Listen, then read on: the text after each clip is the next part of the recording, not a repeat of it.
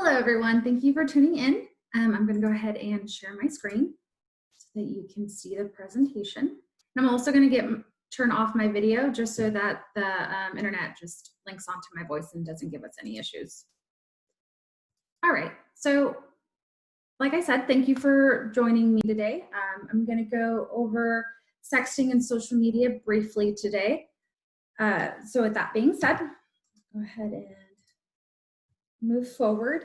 So I am Andrea Watkins. I am the program supervisor for the Women's Fund.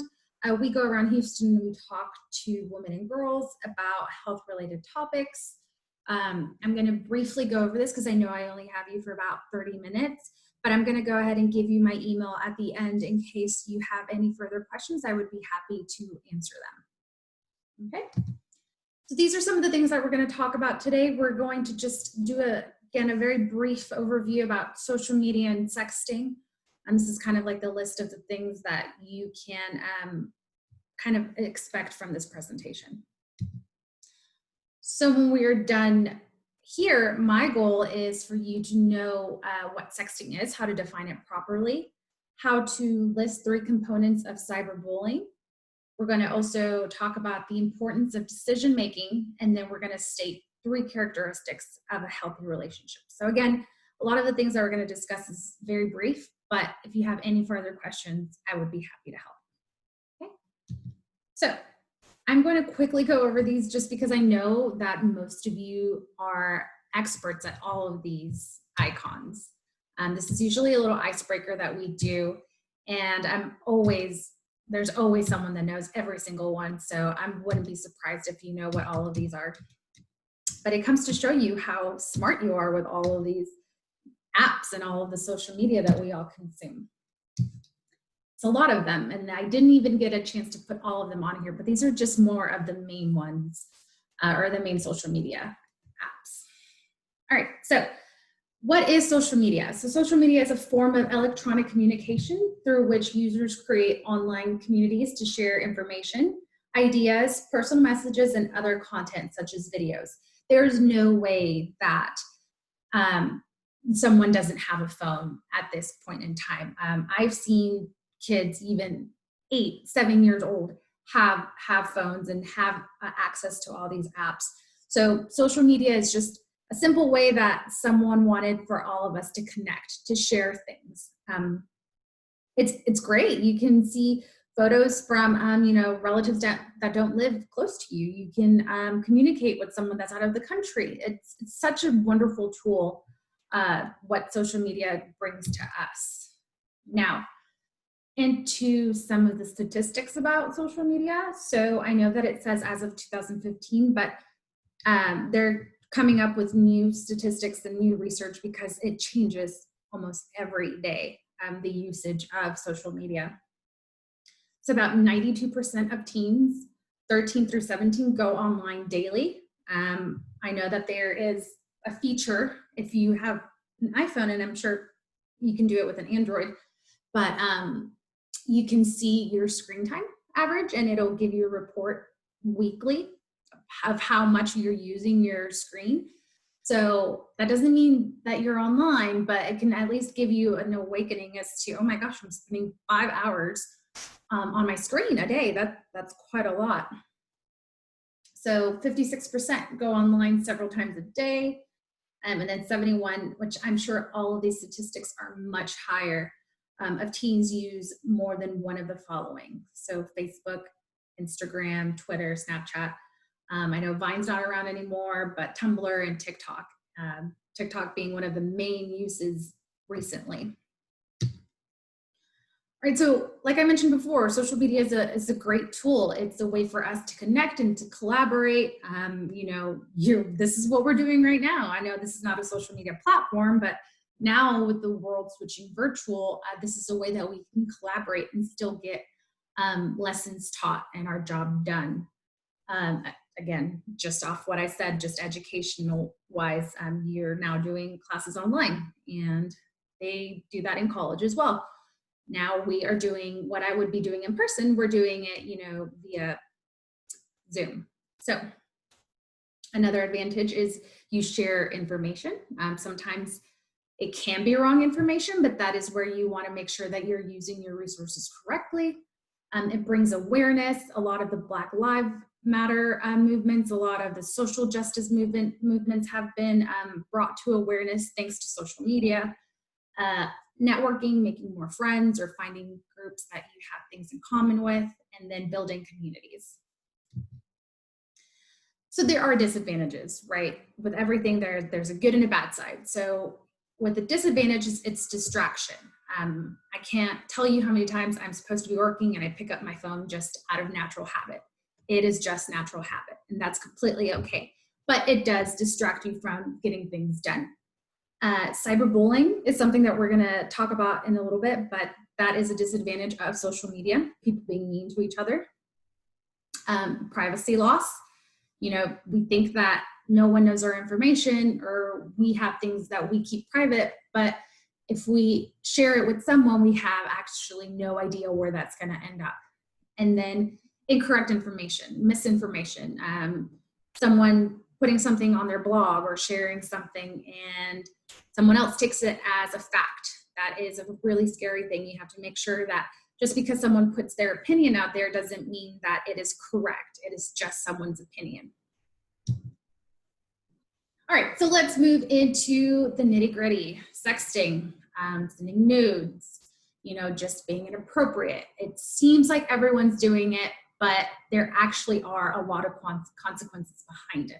So sexting is defined as the practice of sending text messages of a sexual nature, including photos, and this is usually done over your cell phone. Now, sexting is the proper term, but I know that there's a lot of slang for it, like I said, sending nudes, or just sending emojis, all that stuff. You know, sometimes we feel like we're being sneaky, but adults find out pretty quickly what you're doing. So some facts about sexting is, or just some facts in general, that the average age of a first cell phone is less than 10 years old. Some parents think or feel that, you know, they're out in school, they're doing after school activities, or they're hanging out with their friends and they need phones, and that's a valid excuse, but sometimes the consumption that younger kids have can be scary. So the number of texts sent per month, again, this number is probably much higher, but with boys, it's about 2,500, and with girls, it's almost double. It's 4,000. And again, I'm sure that number is much higher. And then 90% of phones, if not all, have cameras. That's one of the wonderful features about technology, is that it just keeps getting better, and the camera also keeps getting better.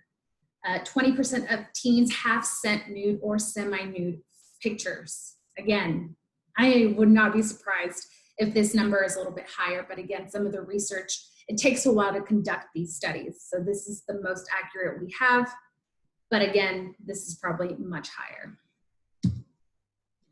All right, so why do people sext? Why do they send nudes? Why is this even a thing? So this is maybe not why some of your friends do it, or this is why you think that some do it. You know, it might not be to get attention, but it might be some of these things. It might be because someone has low self-esteem, or because someone wants to feel cool or accepted. Everyone's doing it. It's a thing. It's no big deal. Maybe someone feels pressured by their partner or their friends because, again, all of their friends are doing it. People might give into sexting because of an unhealthy relationship. Maybe their partner is controlling and wants, you know, pictures all the time because they can't see each other, especially because, you know, we've been in quarantine, or, you know, whatever the reason may be. And then to prove commitment. This is an idea that, oh, well, if you love me, you would do this kind of thing. That is not true. You don't have to prove that you're committed to someone just by sending them photos. So this table shows us that 82% of people do it to get attention. And I can imagine that if you pick up one of your apps, I'll just say Instagram, and then you look at it, and then something that's trending, you always see someone that's not fully clothed, or you're seeing someone, you know, promoting a fitness lifestyle, or someone in a very luxurious location, hardly wearing any clothes, and it makes sense. Like, that stuff sells. That stuff gets people's attention. So, I mean, it's not really our fault. It's just we get used to it being out in the media all the time. All right, so here's some myths. You know, we all think that these are all things that are true just because our friend says so, or just because we see it online or we see it on TV, but sexting is not just between friends. You know, sometimes we break up with friends. Sometimes we don't have these friendships forever. And what you thought was you sending them a picture like, hey, how do I look? Well, you don't know what this person's going to do in case y'all get in an argument or in case your friendship ends. So it's not just between friends. Another myth is that it's okay if you're a particular kind of person. I know that that picture is blocking it, but that's what it says. It's okay if you're a particular kind of person. No, anyone can do it. It's okay if you're dating. You don't have to do this. This is not a law. You don't have to do this to, again, prove your commitment, or if you're dating, you have to do these things. Or that it's just a prank. You know, we live in a world right now where if you say something and then someone gets hurt, you just say, just kidding, and it makes it okay. But you can't take back some of those photos. You can't take back some of those messages, because now with screenshots, it's kind of hard to disprove what you're doing or what you're saying. Okay, so what happens after? What happens after those photos are taken? What happens if you just say, you know what, it's no big deal. I really like this low cut top. Let me send it to my partner, or let me send it to my friend to see if she likes it. So sometimes it just loses control. The picture can go anywhere. It's not just you in charge of the picture anymore. You pretty much lost control over it. Now you're probably going to get undesired attention. If the person that you send it to is irresponsible with that photo, they can send it to somebody else, and now you are getting undesired attention. You can become isolated, or you can feel like you're becoming an outcast. I know, again, it seems like everyone's doing it, so you feel like you're the outcast if you don't do it, but that's necessarily not true. You can get a bad reputation. If you really like someone, you send them a photo, and then you break up, and then the next person that you date says, well, you know, so-and-so got a photo from you. So now it's like something that follows you. And then disappointment with yourself. You know, I know this is kind of an extreme case, but like, what if some of the photos that you've sent to your friend 4 years ago now pop up, and you're in a different stage of your life and you want nothing to do with those photos, right? Just because they get deleted doesn't mean they're deleted. They are somewhere. And luckily, some of the apps now show that you have screenshotted something, so that can help. But a lot of times we go without knowing that our photos are getting saved with somebody else. So in some more extreme cases, what can happen, again, is that your pictures get posted in public websites, not just between your friends, but they get posted publicly, and they get posted on social media pages. Let's say that you and your friend are no longer speaking because something happened. Well, now your friend is posting all these embarrassing photos of you on their social media and pretty much bullying you. That can happen, again, which leads right into bullying or taunting. Stalking. There are very scary statistics about people out there that once they see your photo, they're going to try and find everything about you because they really liked your photo, or they really liked, you know, whatever it is that prompted them to want to be around you or be obsessed with you. And then what felony charges means is if you're over the age of 18 and you send it to someone that's under 18, you can get in a lot of trouble with the law. Okay, so this graphic right here, I know it's kind of blocked, but it'll show you. This one right here is a cute little girl. It's you. You're like, woo, I really like this person. So automatically you send a picture to your partner. Your partner's like, cool, let me send this to my friend. Then don't forget about the other friends that they send them to. Then that friend sends it to all their friends. And then their friends and those friends and that pocket of friends now puts it all over media. Oh, don't forget about these friends. These friends are sending it somewhere too. And now the whole world knows about it.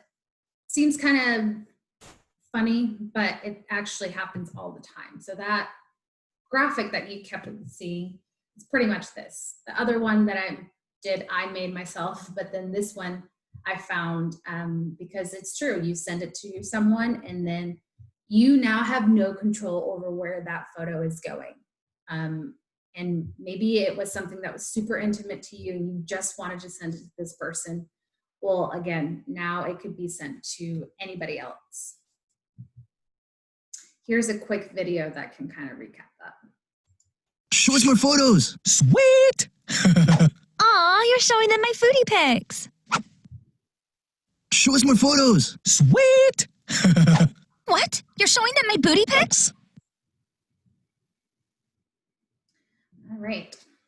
So besides maybe humiliation at school or within your group of friends, what else can happen? You know, what else can sexting ruin or what else can it affect? So some colleges have people that their sole job is to look for online presence along with people that are interviewing you for jobs. So there are specific positions that will go in and see what it is that you have put on all of your platforms, whether it be Facebook or your LinkedIn or anything that has traces back to you and that doesn't reflect well on the school or the job, that could potentially lead into you getting declined the position or the admission into that college. So sometimes if you post something inappropriate, or maybe you even post something that, or because we see it happen a lot now where people posted things 10 years ago, but they're resurfacing again, you could be removed from positions. There's been a lot of times where some athletes or some influencer posted something when they were super young, and then now it's coming back to bite them, and now they get things removed, like they lose endorsements or people don't follow them, they lose money, things like that is what I mean. And then future findings. Again, you don't know who is looking you up. You know, maybe it's your partner in the future. Again, it could be someone that wants to hire you for a big position. It could be someone that has a really great opportunity for you, but then when they put your name in a search, or if they do just a little bit of digging, they'll find things that do not align with what they want you to represent. Okay, so then we're going to shift gears a little into cyberbullying. What that means is bullying that takes place using electronic technology. Why is it different? Because it can happen 24/7. Sometimes it's difficult to trace who is doing it, and that it's different or difficult to control. So maybe there is an instance that you can recall when you were younger, maybe that you saw someone being bullied or that you were bullied. And so that plays over in your memory. And as time goes by, maybe you get older and maybe little pieces of that memory go away and you don't fully remember what it was that was happening at the moment of that bullying. But when it comes to cyberbullying, that stuff is up there. Now, I know that some websites can remove the content, but you don't know who can be screenshotting or who can be saving things to bring it up later. That's why it says that it's difficult to control. So some of the effects of cyberbullying. So people that get bullied online are more prone to use alcohol and drugs quicker than the person that doesn't get bullied online. Skip school because maybe someone said something and then now you don't want to go to school because you're afraid of, you know, facing that person or facing people that might have seen what was shared. You also are likely to experience in-person bullying. So not only is it happening online, but it's also happening in person. you, again, are wanting to skip school, so you don't want to attend school for anything, even if you were doing really well, even if you were a part of, some sort of activity after school. Studies also show that people or victims of cyberbullying receive poor grades, again, because they're not going to school, they have lower self-esteem, and they have more health problems. When you're in a constant state of stress, your health will start to decline. You'll start to actually feel ill. So this does all connect. It's not just one way or the other. Your body, if you're chronically stressed, if you're always getting made fun of, your self-esteem, your mental health, it all goes down and it's all connected. All right, so then making healthier decisions. So let's recap. What is a decision? A decision is a situation in which you have more than one option, right? So you have the option to choose, and what you choose can have some effect on the outcome. You can think about which option to choose. So sometimes making a decision is much easier than others, right? So when you wake up in the morning, you have the decision to brush your teeth, right? Or you have the decision to get ready. You are in control of some of those decisions, but sometimes making a proper choice or decision is hard, and you do have to write it out. Should I do it? Should I not? What's the pro? What's the con? I'm not sure. Maybe I should talk to somebody else. So at the Women's Fund, we have this acronym called GOOP. So what GOOP stands for is Goal, Option, Outcome, Probability. So you want to use the GOOP method to help you make healthy decisions. So let's say that you're like, I really like this person. I feel like I can take it to the next level. I trust them.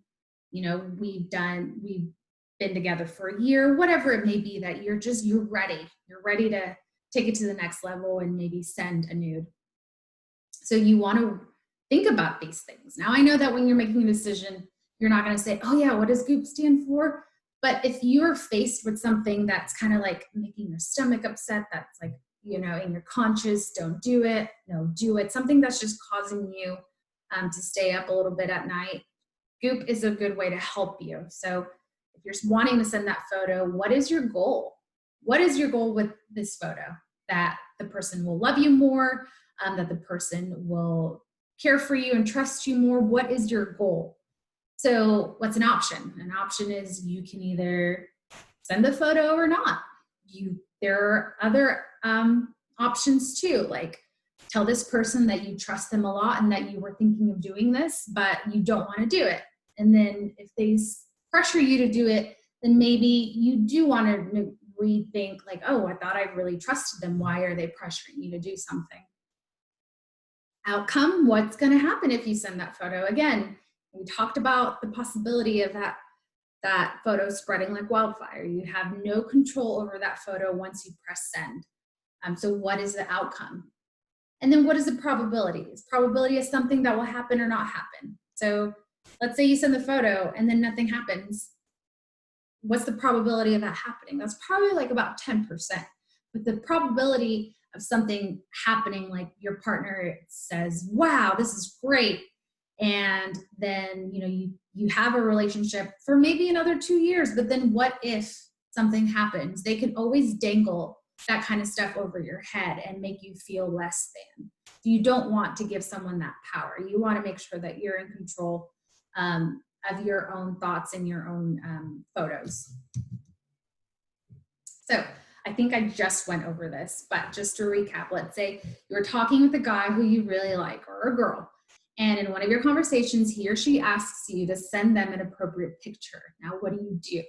Let's say this person is like the person that you've had your eye on, you really like them, you didn't even think that they knew who you were, but somehow, some way, this person now wants to get more intimate with you and they want you to send them inappropriate pictures.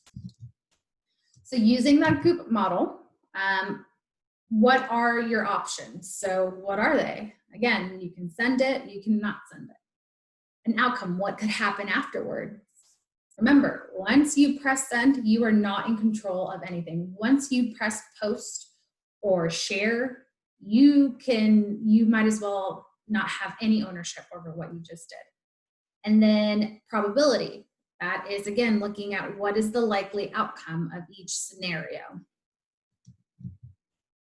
All right, so in avoiding sexting, you want to make sure that you put healthy boundaries on your relationship. That's what it means to develop healthy relationships. Putting boundaries and saying, you know what, that is something I'm not comfortable with doing. If you really, really trust this person, you know, having that conversation of, you know, what you feel like you can do and you cannot do. You don't ever want someone to make you feel pressured into doing something. You want to avoid sharing images of others. Maybe sometimes you and your friends are just goofing off and you somehow, some way, one of your friends gets a picture of somebody else that y'all don't like, and then you're just sharing them and trying to be mean to them, which again is cyberbullying. You want to avoid sharing those images. You want to be the one that stops and says, hey, like, you wouldn't want someone sharing a photo like that of you. And then you want to find a trusted peer and adult to communicate with. It could be an older sibling, it could be someone in school, it could be, you know, someone that is really close to you in your family or community, but you want to make sure that you have someone that you can talk to about these kinds of situations. So in healthy relationships, these are some of the qualities and aspects of a healthy relationship.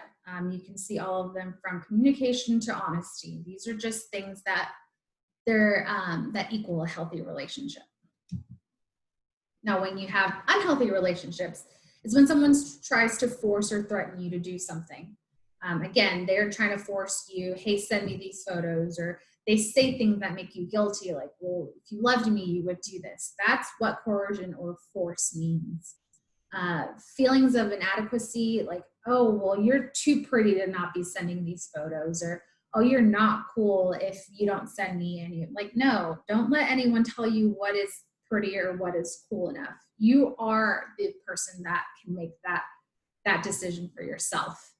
And then emotional manipulation, you know, they, again, try to make you feel guilty. Like, come on, you love me, don't you? You said that you would do anything for me. So those are some of the things that you want to listen for. And if someone says those kind of things for you, you can always say, yeah, I do love and care for you, but that is where I draw the line. That is where I set my boundary.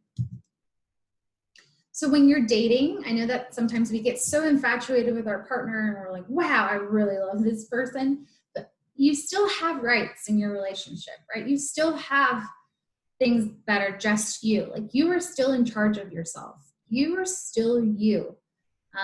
You know, don't put up with people that bring you down or say mean things to you.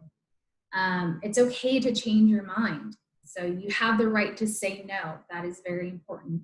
Just remember some of these things when you're dating someone, when they try to force you or do anything. All right, and then communicating with others. So with a partner, you should always be able to communicate your feelings, and also with your friends. That is the thing about a partner and a friend. You choose them. It is a mutual agreement. That person is your friend and that person is your partner, and you both made that decision. So you should be able to communicate your feelings easily with them. Now, if you're struggling because maybe you just don't know what to say, or maybe that person doesn't know how to talk about their feelings either, then that's a different conversation to have. But you should always be able to freely talk about what you're feeling. If a stranger tries to talk to you, which there's a ton of people that make fake profiles, fake anything to try to get your attention or try to get anything from you, you can just refuse to engage with them, and you can block their number or their username, their handle, whatever it is. You can block them, and you can also report them to the social media website. All right, this is just a quick little cute video. What are you so happy about? She just started following me on Instagram. What are you so nervous about? She just started following me, like, everywhere. So again, sometimes it can be cute, but sometimes it can get out of hand very quickly. All right, so speaking of quickly, I'm just gonna keep moving. So declining a sex request. You know, these are just ways for you to try to be funny about it. You know, if it's not in your personality to be super serious all the time, like, you can joke with them And then if they start actually really making you feel bad, then maybe it's time that you have that conversation, or maybe talk to a trusted adult. So these are just some things that I found that you can reply when someone asks for anything. And I found this gift that I thought was very funny. You can always just send a picture of your elbow and say, this is my elbow, this is all you're gonna get. All right, so what happens if you get pictures? First of all, that is sexual harassment. If you get pictures unprompted from anybody that are sexual in nature, it is sexual harassment. So sometimes when you see it, you're just like, oh my gosh, you're so surprised. So think before you act. Let's say it's a random number. Obviously, just delete it, block it. You can identify possible solutions. Maybe it is someone you know. So what you want to do is you don't want to support or encourage the behavior. If it's your friend that sends that to you and you say, hey, like, that is not cool. And then they're like, oh, I'm just kidding. I'm sorry. I meant to send that to somebody else. Like, that is the time where you're like, okay, well, this is a no for me. Don't ever do that for me or to me, because then I have to report it, or I just won't be your friend anymore because you're not respecting my boundaries. And then you can always, again, delete the person. If it could be very tricky if it's your partner and they just send it to you, and maybe you have to readdress the boundary that you set up, like, hey, that's not really something that I was wanting or needing. Please don't share those images, but let's talk. You know, because sometimes, again, going back to sending photos, people just sometimes do that because it's how they want to show you that they care. But, you know, you can be the one that says that actually is not appropriate and I don't like that. Okay, so to recap, social media is a great tool, but it does come with responsibility. Sexting might seem like a harmless thing, but it can cause serious consequences. I know, girls, I know that everyone's doing it. I know that everyone is always half naked on social media platforms, but you don't have to be like everybody else. You sharing something does not make you cool. It does not make you, you know, extra pretty. It just means that you value yourself and that you respect your body. Again, cyberbullying is just as harmful as any bullying. This form can be visible forever. It doesn't just go away. And then making good decisions and setting boundaries will help all of your relationships, not just intimate ones. All right, so if you have any questions or comments, you can email me at healtheducator@thewomensfund.org, or you can also send it to me personally if you feel like you want to share something. It's Andrea@thewomensfund.org. So thank you very much for tuning in, and I hope that you learned something. Again, you can just send me an email and I would be happy to answer your questions. So thank you.